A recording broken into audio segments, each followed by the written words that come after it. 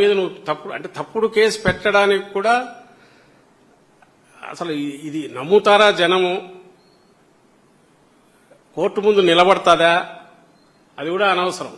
ఈ రోజుకి ఇది లాగేస్తే 6 నెలలు, ముందైతే 3 నెలలు బొక్కలో వేసేయచ్చు, 3 నెలలు జైల్లో ఉంటాడు కదా, బయటకు వచ్చేట తర్వాత చూసుకోవచ్చు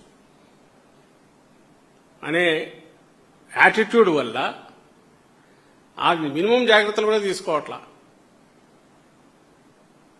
ఇప్పుడు జయచంద్రారెడ్డి అనే వ్యక్తిని, ఇంతకుముందు ఉన్న జయచంద్రారెడ్డి వ్యక్తి అతనే దాని వెనక ఉన్నాడని కావాల్సిన ఆధారాలు ఉన్నాయి. వాళ్లే చెప్పారు, ఆ రోజు అనౌన్స్ చేశారు.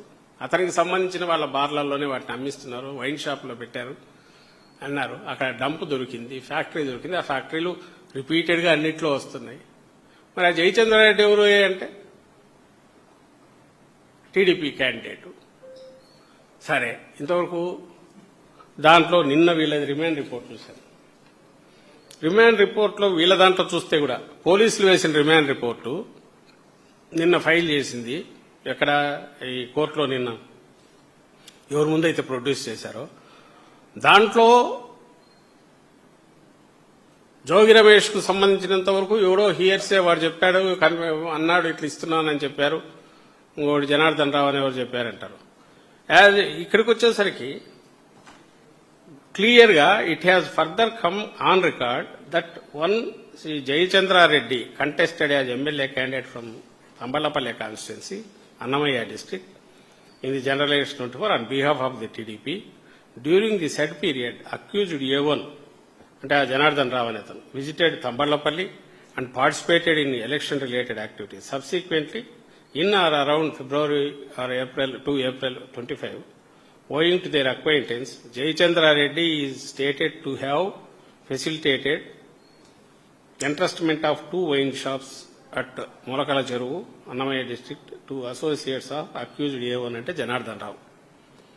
Accused A1 thereafter informed this development to A18 Jogi Ramesh, A19 Jogi Ramu.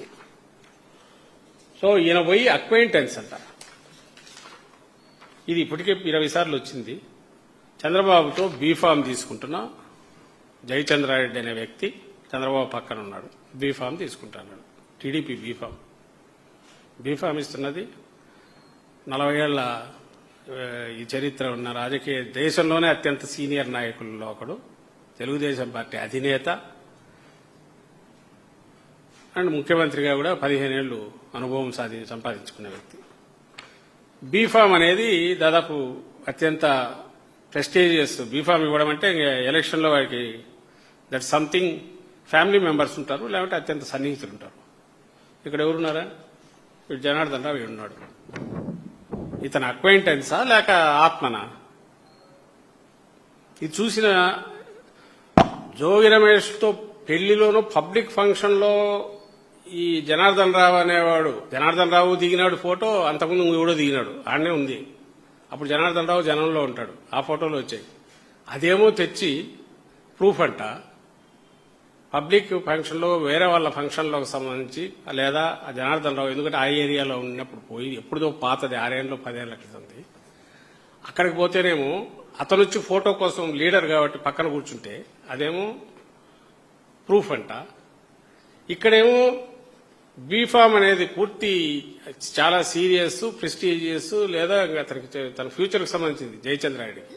అక్కడికి వచ్చిన తన మిత్రుడు వస్తే ఇది అక్వైంటెన్స్ మామూలు, దీనికి ప్రస్తావన ఏమి ఊరికి ప్రస్తావన పూర్వకంగా వచ్చింది.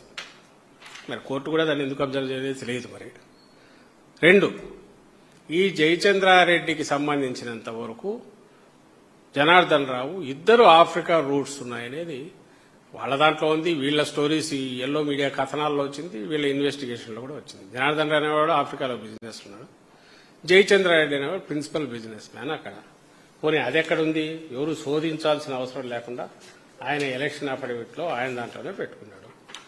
ఇవన్నీ కూడా మీ మీడియా ద్వారానే బయటకు వచ్చినాయి. మళ్ళీ ఎందుకు చూపిస్తున్నామంటే ప్రజలకు అంత సమయం ఉండదు కదా. జోగి రమేష్ అరెస్ట్ కానీ ఏదో తప్పు చేయకుండా ఎందుకు చేస్తారులే అని అనుకునే ప్రజలు ఉంటారని వీళ్ల నమ్మకం. ఈయనకున్న బిజినెస్ లోనే ఆఫ్రికానే జయచంద్రారెడ్డికి. ఇది జయచంద్రారెడ్డి ఎలక్షన్ అఫిడవిట్. మీరు మీడియా వాళ్ళు కూడా దయచేసి చూడండి. మిగిలిన వాళ్ళు ఎవరన్నా దీని మీద కొంచెం సత్యశోధన చేయాలనుకునే వాళ్ళు చూడండి.